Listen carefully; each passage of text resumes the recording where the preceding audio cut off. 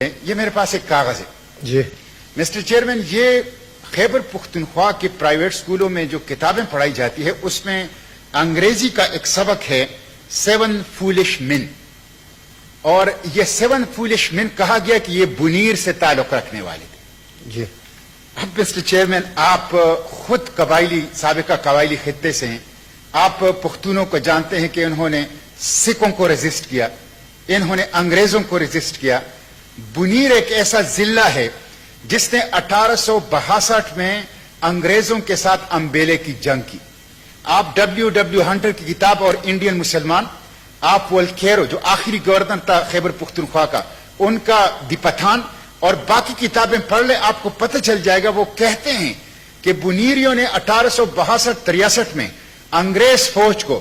جس کے سلطنت میں سورج غروب نہیں ہوتا تھا، جس کی سب سے بڑی آرمی تھی، اس وقت کی جدید ترین اسلحے سے مسلح تھی، ان کو 2 مہینے تک امبیلے کے اندر روکے رکھا۔ اور انگریز کہتے ہیں کہ جب ہمارے گنز فیل ہو گئے تو ہم نے گولڈ استعمال کیا، کچھ خان خوانین کو خریدا اور کچھ لوگوں نے تقسیم کی اور نفرت کے بیچ بو دیے پختونوں کے درمیان، جس کی وجہ سے انگریز وہاں سے مکمل شکست سے بچ گئے۔ لیکن انہوں نے بنیریوں کے ساتھ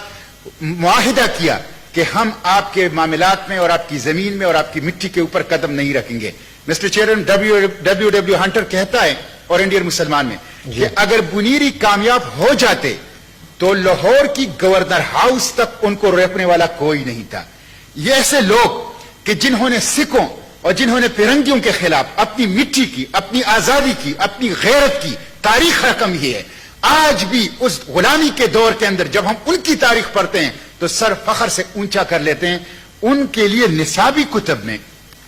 یہ انگریزوں کا طریقہ تھا کہ جو لوگ ان کے دشمن ہوتے تھے، جو ان کی غلامی کو نہیں مانتے تھے، جو ان کی تکبر کے سینگ کو توڑتے تھے، ان کے خلاف لطیفے مشہور کر لیتے تھے۔ لیکن ہمارے بچوں کو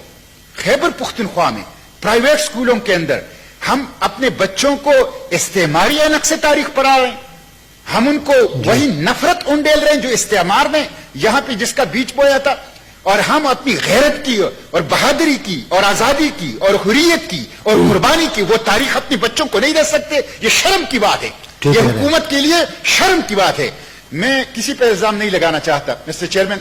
میں کہتا ہوں کہ اس کی انویسٹیگیشن ہونی چاہیے کہ اگر حکومت کی غلطی ہے اس غلطی کو لوکیٹ ہونا چاہیے، اگر اس پبلشر کی غلطی ہے اس کو لوکیٹ ہونا چاہیے، جو بھی ذمہ دار ہو اس کا تعین ہونا چاہیے، اسے کٹہرے میں ہونا چاہیے۔ اور اس طرح ایسے آپ کو پتہ ہے کہ بنیر پیر بابا کی سرزمین ہے اور تصوف کی سرزمین ہے، اور ان کی وجہ سے ملکان ڈویژن اور خیبر پختونخوا میں اسلام کی اور تربیت کی اور تزکیے کی روشنی پھیلی ہے۔ وہ جہاد کی، وہ حریت کی، وہ آزادی کی، وہ پختون روایات کی سرزمین ہے۔ اس لیے مسٹر چیئرمین، اس کی انکوائری ہونی چاہیے، یہ کس کی غلطی ہے، کس کی کمزوری ہے،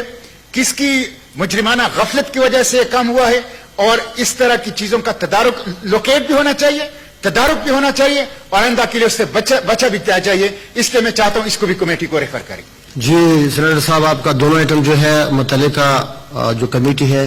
اس کو ہم ریفر کر دیں گے۔